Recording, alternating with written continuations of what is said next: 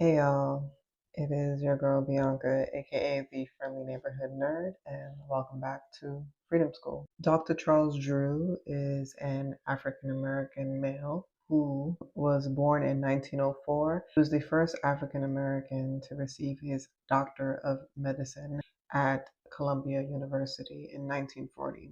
At the time of his doctoral research in 1938, there was no way to separate the components in blood, and therefore blood had a shelf life of about 3 days, maximum 1 week.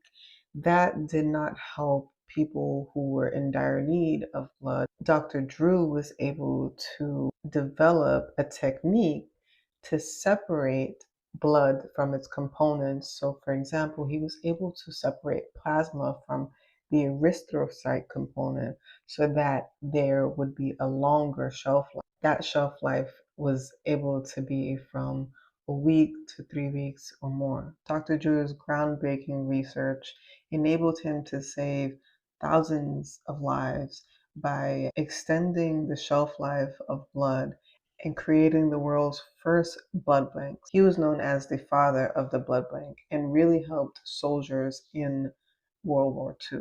Not only soldiers, the patients of the early 1940s to 50s were able to get transfusions that they were not otherwise able to get due to the ability for clinicians to keep blood on the shelves, refrigerated shelves, for longer periods of time.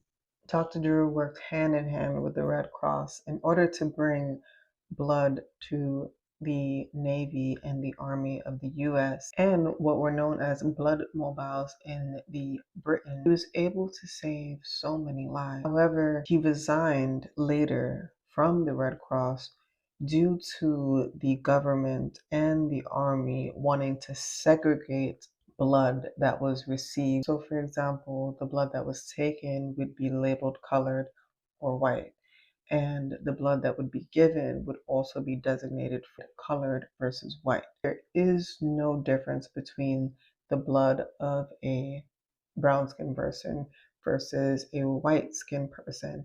It is only the blood type that matters. For example, AB, O, etc. Dr. Drew became an activist for equality when it came to medicine, including being able to get blood transfusions regardless of the color of your skin. Although he was a brilliant man, he resigned from the Red Cross and as a researcher due to the unfairity of segregation. I just wanted to highlight this amazing researcher, wonderful clinician for his contributions to the medical field, Dr. Charles Drew.